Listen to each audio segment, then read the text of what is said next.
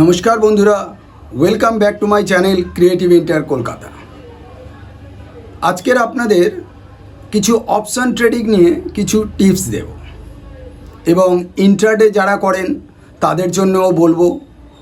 Option trading একটা বড় জায়গা, কিন্তু আমাকে বহু শ্রোতা বা বহু জুনিয়র সিনিয়ররা আমাকে অপশান ট্রেডিং নিয়ে বলার জন্য রিকোয়েস্ট করেছে, কিন্তু অ্যাকচুয়ালি অপশান ট্রেডিং যেমন টাফ তেমন ইজি। যাক গিয়ে আপনারা চ্যানেলটাকে সাবস্ক্রাইব করে দেবেন, বেল আইকনস নোটিফিকেশানে অলে ক্লিক করে দেবেন আর কমেন্টস করবেন। আপনাদের যা যাবতীয় প্রয়োজন বা যা যাবতীয় প্রবলেম হচ্ছে বুঝতে, সেগুলো কমেন্টসের মাধ্যমে আমাকে জানাবেন, তাহলে আমি বুঝতে পারবো যে আপনাদের রিকোয়ারমেন্টটা কী আছে। যাই হোক, কথাতে চলে আসি। আজকের ভিডিওটা একটু বড় হতে পারে এবং অপশান ট্রেডিং তো প্রত্যেকটা জিনিস একটু নিখুঁতভাবে আমি বলার চেষ্টা করব আপনাদেরকে। আপনারা পারলে একটা খাতা পেন নিয়ে বসুন, নোট করে নিন কিছু কিছু জিনিসগুলো, কারণ সেইগুলো নোট করার ফলে কী হচ্ছে, আপনাদের অনেক সুবিধা হবে। যখন আপনাদের মাইন্ডে থাকবে না, সেগুলো রিমাইন্ডার করার জন্যে খাতাটা দেখে নেবেন। অপশান ট্রেডিং অ্যাকচুয়ালি কী? অপশান ট্রেডিং ওটা হলো একটা আন্ডারলেইং অ্যাসেট। এই আন্ডারলেইং অ্যাসেট হচ্ছে যে, মনে করুন সাপোজ একটা কোনো জিনিসের দাম, একটা বাড়ির দাম মনে করুন 10 লাখ টাকা, কিন্তু বাড়িটা 1 বছর পরে বাড়িওয়ালার এক্সপেকটেশন দাম কমে যাবে এবং যে কিনছে তার এক্সপেকটেশন দাম বেড়ে যাবে। বাড়িটার যা ভ্যালু সেই অনুযায়ী একটা বাড়িওয়ালা অ্যাডভান্স যাবৎ প্রিমিয়াম হিসাবে সেটাকে নিচ্ছে। কেমন না, 10 লাখ টাকার বাড়ি প্রিমিয়াম নিচ্ছে আপনার 50,000 টাকা, এবং 1 বছরের মধ্যে আপনি যদি নিতে পারেন তো ভালো, আর নাহলে আপনি কাউকে সেল করতে পারেন তো সেটাও ভালো, সেটা আপনার। এবার যদি 10 লাখ টাকাটা যদি 11 লাখে আপনি সেল করতে পারেন, তাহলে কী হচ্ছে, বাড়িওয়ালার প্রাইস 10 লাখ টাকা, আপনি অ্যাডভান্স করেছিলেন কত, 50,000 টাকা, তাহলে আপনার বেনিফিট কত হলো, 50,000 টাকা। কিন্তু যদি দেখা যায় যে বাড়িটার ভ্যালু কমে গেছে 9 লাখ টাকা, তখন আপনার কি হলো, টাইম অনুযায়ী আপনার ভ্যালু, আপনার যে প্রিমিয়ামটা দেওয়া হয়েছিল সেটা লেস হয়ে গেল, অর্থাৎ 50,000 টাকাটা আপনার গেল। ঠিক এই আন্ডারলেইং অ্যাসেট মানে এই। এবারে আসি আপনাদের অপশান ট্রেডিং। অপশান ট্রেডিং আপনারা কিভাবে করেন? প্রত্যেকটা আন্ডারলেইং অ্যাসেট আপনারা প্রিমিয়াম হিসাবে কেনেন। যেমন আমরা ধরি ব্যাঙ্ক নিফটি। ব্যাঙ্ক নিফটি আছে হচ্ছে আপনার এখন 1 লট হচ্ছে 15টা কোয়ান্টিটি। ব্যাঙ্ক নিফটি আজকের ডেটে চলছে অন্তত 52,500 আমি ধরে নিই। তাহলে 52,500 যদি স্ট্রাইক প্রাইস হয়, তাহলে ব্যাঙ্ক নিফটি 52,500 যে স্ট্রাইক প্রাইসের অপশানটা হবে সেটা হচ্ছে ধরো সাপোজ 400 টাকা, কিন্তু 52,400 ইন্টু 15 করলে যে প্রাইস হয় সেই প্রাইস মানুষের দ্বারা কেনা সম্ভব না, কিন্তু আপনি 400 টাকা দিয়ে কিনলেন। আপনার যেই বেড়ে গেল 415 টাকা হলো, তাহলে 15 টাকা আপনি কটা কোয়ান্টিটি কিনেছিলেন, 15টা কোয়ান্টিটি। তাহলে আপনি 15 ইন্টু 15 যদি ইন্টু করেন, আপনার 225 টাকা হয়। তাহলে আপনি যদি সেল করে দেন, আপনার 225 টাকা প্রফিট হলো। এটা সবাই জানে যারা অপশান ট্রেডিং করেন, বিগিনার্সটাও জানেন, সিনিয়ররাও জানেন। কিন্তু সবচেয়ে মজার কথা হলো যে অপশান ট্রেডিং করতে গেলে কতগুলো গ্রিক্স থাকে, যেগুলোকে আমরা বলি অপশান গ্রিক্স। সেই অপশান গ্রিক্সটা কী? অপশান গ্রিক্স হলো ন্যাচারালি আমাদের ইন্ডিয়ান শেয়ার মার্কেটে থেটা, ডেল্টা, গামা, ভেগা এই 4টে থাকে, কিন্তু আর একটা থাকে যেটা হলো রাও, RHO, রাও। অর্থাৎ এটা বেশি বিদেশি মার্কেটে এর কার্যকারিতা দেখা যায়, আমাদের ইন্ডিয়ান মার্কেটে কার্যকারিতা দেখা যায় না। তাও আপনাদের বলবো মানে সবগুলোই বলবো। এবারে আমরা যখন একটা প্রিমিয়াম দিয়ে আন্ডারলেইং অ্যাসেট কিনি, স্ট্রাইক প্রাইসটা কত বললাম আপনাকে, 52,500। তাহলে এই 52,500 স্ট্রাইক প্রাইস যদি থেটাকে হিসাব করেন, আমাদের আরেকটা জিনিস আছে যেটা হলো in the money, at the money, out of the money. এই in the money, at the money, out of the money কীভাবে সংযোগ হয় সেটাও আপনাদের বলবো। সাপোজ মনে করুন 52,500 স্ট্রাইক প্রাইস যাচ্ছে, আপনার চিন্তাভাবনা আছে যে কলটা বাড়তে পারে, অর্থাৎ নিফটি, ব্যাঙ্ক নিফটি বাড়বে। তাহলে ব্যাঙ্ক নিফটি বাড়লে কি বাড়ে? কল বাড়ে। আর ব্যাঙ্ক নিফটি যদি কমে, পুট বাড়ে। এটা যারা অপশান বায়ার্স তারা জানেন, তাও আমি একটু বলে দিলাম। এবারে কত বাড়ে? আপনাদের যতই ইন দ্য মানির দিকে যাবেন তত প্রাইস, প্রিমিয়াম প্রাইস বাড়বে, আর যত আউট অফ দ্য মানির দিকে আসবেন যত প্রাইস কমবে। এবারে থেটার কাজ কি? আপনাদের যেমন উইকলি এক্সপায়ারি থাকে, এই উইকলি এক্সপায়ারি থেটার কাজ হচ্ছে আপনি যত এক্সপায়ারি ডেট এগিয়ে আসবে আপনার প্রিমিয়াম তত কমতে থাকবে। এটা হলো থেটার কাজ, অর্থাৎ টাইম ডিকে, অর্থাৎ টাইম ভ্যালু অনুযায়ী আপনার অপশান জিরোর দিকে টার্ন নেবে। এটা থেটার কাজ। এবারে কিভাবে টার্ন নেয়? আপনি যদি সাপোজ মনে করেন যে 52,500 কল আছে স্ট্রাইক প্রাইস, আপনি অপশান বাড়বে এই ভেবে 52,300 কল নিলেন, তাহলে আপনি কি নিলেন? ইন দ্য মানি। যখন স্ট্রাইক প্রাইসের নিচে নেবেন ইন দ্য মানি, স্ট্রাইক প্রাইসের ওপরে নিলে আউট অফ দ্য মানি কলের ক্ষেত্রে, আর স্ট্রাইক প্রাইসে সেমে নিলে অর্থাৎ 18,400 বা 500 যখন যায় 18,500তে যদি আপনি নেন তাহলে ওটা অ্যাট দ্য মানি। তাহলে সবসময় চেষ্টা করবেন at the money, out of the money এগুলোকে অফ করে দিন। ইন দ্য মানিতে ট্রেড করার চেষ্টা করবেন, কারণ ইন দ্য মানিতে ভাইব্রেশনটা হলো ঠিক থাকে। এবারে আসি ইন দ্য মানিতে থেটার, তো আপনাকে কাজ বলে দিলাম। টাইম দিকে যত টাইম এক্সপায়ারির দিকে এগিয়ে যাবে তত আপনার প্রিমিয়ামের ভ্যালু কমে যাবে।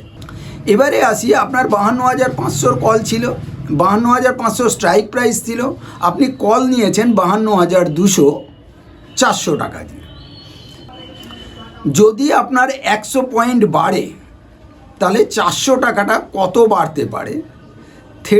সেটা কাজ করবে হলো ডেল্টা, অর্থাৎ ডেল্টা আপনাকে প্রাইস চেঞ্জের ব্যাপারগুলো করে। এবারে কত প্রাইস চেঞ্জ হবে আপনাকে খেয়াল করতে হবে। যখন স্ট্রাইক প্রাইস অ্যাট দ্য মানিতে থাকে, অর্থাৎ 52,000 যদি 500 থাকে, আপনি যদি নিচে নেন ইন দ্য মানিতে কলের ক্ষেত্রে, তাহলে আপনাকে প্রত্যেক 100 মাইনাস করলে 10 পয়সা করে মাইনাস হবে। কীরকম হবে? আপনি 400 নিয়েছেন, আপনার 1 পয়েন্ট যদি স্ট্রাইক প্রাইস বাড়ে তাহলে আপনার প্রাইস বাড়বে 20 পয়সা, কারণ এদিকে যদি 100 থাকে 10 আর যদি 200 থাকে 20, অর্থাৎ 1 পয়েন্টে 40 পয়সা, 10 করে এইভাবে বাড়বে।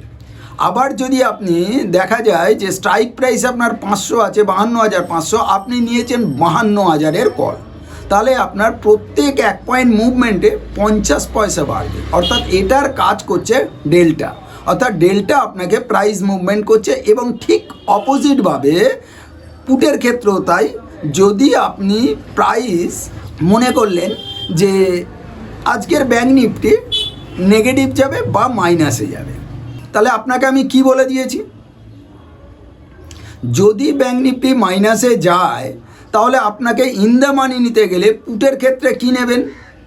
যদি 52,500 স্ট্রাইক প্রাইস থাকে তাহলে পুটের ইন দ্য মানি হবে 52,000-এর ওপর থেকে যত, অর্থাৎ 52,000-এর 52,600, 52,700, 52,800, এইভাবে ওটা ইন দ্য মানি হয়। আর আপনাকে তো আগেই বলে দিয়েছি অ্যাট দ্য মানি আর আউট অফ দ্য মানি এইগুলোর কথা ভাববেন না, এইগুলো মন থেকে মুছে দিন। যে মনে করুন মার্কেটে at the money, out of the মানি বলে কিছু হয় না, কারণ আপনার মেন্টালিটিটাকে যতটা পারবেন স্ট্রং করুন, আর যতটা পারবেন একাগ্রতা করুন, যেগুলোর প্রয়োজন নেই সেগুলোকে আপনি ছুঁড়ে ফেলে দিন। তাহলে ইন দ্য মানির ব্যাপারটা আজকে আপনাকে বুঝিয়ে দিলাম। এবারে থেটা বোঝালাম, ডেল্টা বোঝালাম। এবারে আপনাদের গামা বোঝাবো। গামা কী কাজ করে? গামা যে কাজটা করে সেটা হচ্ছে আপনার যে প্রাইস মুভমেন্টটা করছে, ডেল্টা তো মুভমেন্ট করছে কত পয়সা মুভমেন্ট করছে পার পয়েন্টে, কিন্তু গামা যেটা মুভমেন্ট করে সেটা হলো ডেল্টাকে সাপোর্ট করে গামা, অর্থাৎ প্রাইস মুভমেন্টে সাপোর্ট করে গামা। তাহলে আপনাকে থেটা বলে দিলাম, ডেল্টা বলে দিলাম, গামা বলে দিলাম। এবারে আসি আপনাদের ভেগা। ভেগার কাজ কি?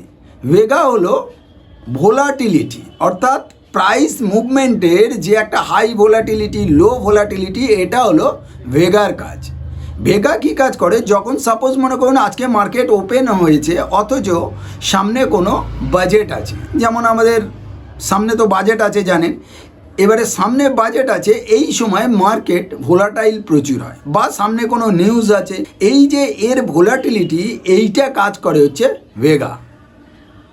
তাহলে থেটা, ডেল্টা, গামা, ভেগা বলা হয়ে গেল। আর রাও হচ্ছে প্রাইস ইন্টারেস্ট, অর্থাৎ প্রত্যেকটা প্রাইসের একটা ইন্টারেস্ট থাকে, সেটা হলো রাও কাজ করে।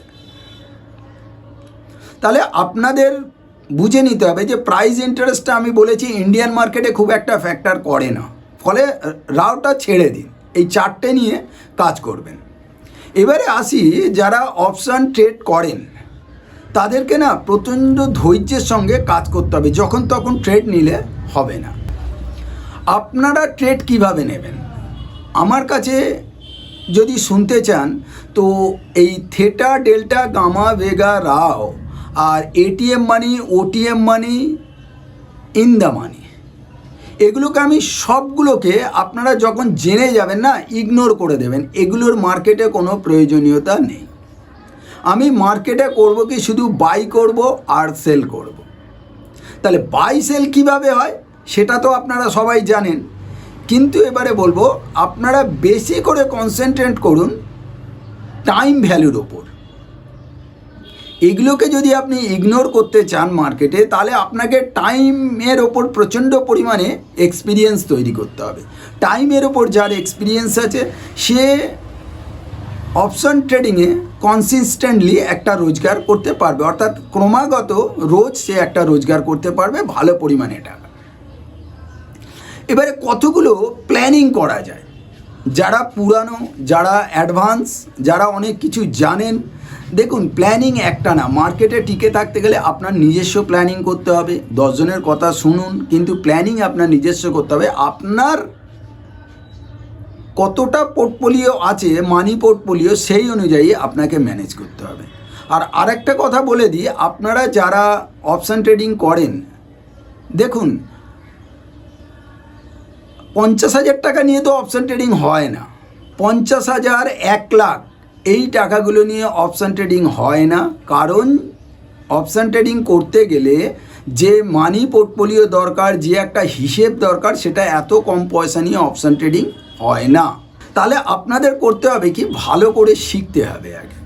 আর যতটা পারবেন আপনি যদি ব্যাঙ্ক নিফটি নিয়ে কাজ করেন বা যদি নিফটি 50 নিয়ে কাজ করেন, সেগুলোর ওপরে ফোকাস করবেন বেশি, কারণ আপনি যখন তাদের ভাইব্রেশনটা বুঝতে পারবেন তাহলে অপশানের ভাইব্রেশনটা ঠিক করে বুঝতে পারবেন। কিন্তু বারবার আপনাদের বলছি এটিএম মানি, ওটিএম মানি এগুলোকে ভুলে যান, শুধু ইন দ্য মানির ওপরে ফোকাস করবেন, এবং তাও চেষ্টা করবেন 300-400 বেশি, মানে যদি 52,500 স্ট্রাইক প্রাইস থাকে, আপনি যদি কল ট্রেড করেন তাহলে চেষ্টা করবেন 52,000 থেকে ট্রেড করতে।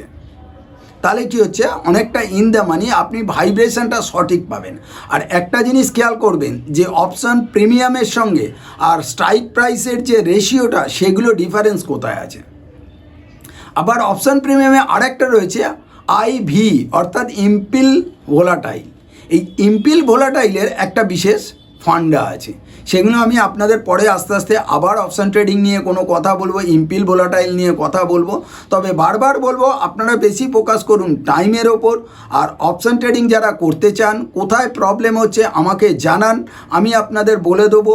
যারা ধরুন বহুত দিন ধরে মার্কেটে অ্যাডভান্স হয়ে গেছেন, অনেক কিছু জানেন, কিন্তু তারা কোথাও গিয়ে দিনের শেষে লস করছেন, কেউ ইউটিউবে বলে স্ট্র্যাটেজি মেনটেন করতে হবে, ডিসিপ্লিন মেনটেন করতে হবে, রুলস মেনটেন করতে হবে। ঠিক আছে, মেনটেন করতে হবে, কিন্তু আপনারা সব মেনটেন করার পরেও কোথাও গিয়ে একটা আপনারা লুজার হয়ে যাচ্ছে।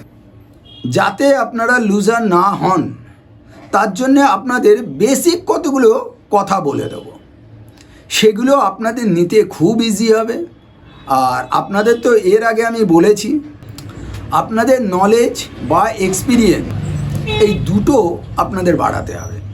নলেজ বাড়ে কি করে? আপনি পড়াশোনার মাধ্যমে কারোর থেকে কিছু শিখলেন, এটা হলো নলেজ। আর এক্সপিরিয়েন্স আপনাকে দেয়, আপনি যত ঘন্টা মার্কেটে থাকবেন তত ঘন্টা আপনাকে এক্সপিরিয়েন্স দেবে, অর্থাৎ সেইগুলোকে বলছে এক্সপিরিয়েন্স। আপনাকে এই দুটো পরিমাণে করতে হবে। আর যাদের টাকার পরিমাণ খুব কম তাদেরকে অনেক হিসেব নিকেশ করে চলতে হবে। আর আরেকটা জিনিস, যাই অপশান ট্রেডিং তাই ফিউচার তাই স্টক ট্রেডিং। এবারে স্টকটা হলো প্রচণ্ড স্লো। আপনি যদি দিনে মনে করেন একটা স্টকের মুভমেন্ট 2-3%, ম্যাক্সিমাম কোনো দিন 5% হয়, আর একটা স্টক 10-20% মাঝে মাঝে হয়ে যায়, ছেড়ে দিন। এভারেজ স্টকের চেঞ্জেস 3-5%। ফিউচারের একই জিনিস, কিন্তু ফিউচারের লটের টাকাটা বেশি, অ্যামাউন্টটা বেশি, আর অপশানের লটের টাকাটা কম, অর্থাৎ অ্যামাউন্টটা কম। কিন্তু অপশান ট্রেডিং আপনার একদিনে 100%, 200%, 300% অবধি বাড়ে বা বাড়া কমা করে। 300% তো কমতে পারে না, 100% কমতে পারে, কিন্তু মুভমেন্ট 300, 400, 500%ও দেয়, কিন্তু ওগুলো খুব মিনিমাম ডে। কিন্তু এভারেজ ডে আমি যদি ধরি অপশান ট্রেডিংয়ে 40-50% অপশান ট্রেডিং দেয়। তাহলে 40-50%-এর মধ্যে আপনি যদি ঠিক মতন ধৈর্য ধরে ট্রেডিং করেন, আরামসে 10% আপনি নিয়ে চলে আসতে পারেন। কিন্তু আপনার ক্যাপিটালের 10% না, আপনি যে পয়সাটা ইনভেস্ট করবেন সেই পয়সাটার 10%। কারণ আপনাকে ইনভেস্টের ওপরে সবসময় পার্সেন্টেজ ধরবেন। আর যদি একদিনে আপনার ইনভেস্টের 10% করেন, সেটা কিন্তু নেহাত খুব কম না, যেটা ব্যাংকে দেয় বছরে 7-8%। যাক গিয়ে অপশান ট্রেডিং এটা একটু লম্বা হলো, আপনারা মন দিয়ে দেখুন, নোট করবেন। আমি অনেকটা ডিটেলে বলেছি, এবং আরও যদি ডিটেলে বলতে যেতাম আপনাদের ভিডিওটা বাড়তো, দেখতে ইচ্ছা করতো না। আপনারা মন দিয়ে দেখুন, আর যদি ভালো লাগে আবার বলছি একটু সাবস্ক্রাইব করে দেবেন, বেল আইকনস নোটিফিকেশানে ক্লিক করে দেবেন। আর আপনাদের যত সাবস্ক্রাইবার বাড়বে আমি লাইভ ট্রেডিংয়ে আসবো ইন্ট্রাডে ট্রেডিংয়ের জন্যে। দেখুন, ইন্ট্রাডে ট্রেডিংয়ের জন্যে লাইভ ট্রেডিং যখন আমি আসবো, তখন আপনাদের কিন্তু সাপোর্ট বা হাই এইগুলো আমি বলবো না, কারণ এগুলো বলার আমার ক্ষমতা নেই। সাপোর্ট বলে কিছু হয় না, হাই বলে কিছু হয় না, লো বলে একটা হয়, একদম ফ্লোরে চলে গেলে সেটা লো, কিন্তু হাইয়ের কোনো নির্দিষ্ট লিমিটেশন থাকে না। ফলে সেক্ষেত্রে লিমিট আমি দেব না। আপনাদের যখন অপশান ট্রেডিং লাইভ করাবো তখন আপনারা নিজেরা বুঝে যাবেন যে কোথায় বাই হয় আর কোথায় সেল হয়, বিশেষ করে বায়ার্সরা। আর সেলার্সরা তো জানেন যে অপশান ট্রেডিং যদি এক জায়গায় ঘোরে তাও আপনাদের বেনিফিট হবে, কিন্তু সেলার্সদের কথা আমি বলছি না, অনলি অপশান বায়ার্সদের কথা বলছি। এই জিনিসগুলো আপনারা খুব ভালোভাবে রপ্ত করুন, এবং আপনারা দেখবেন কনসিস্টেন্টলি প্রফিট মার্কেটে করতে পারছেন। আজকে এইটুখানি বলে শেষ করলাম। নমস্কার, thank you, have a nice day.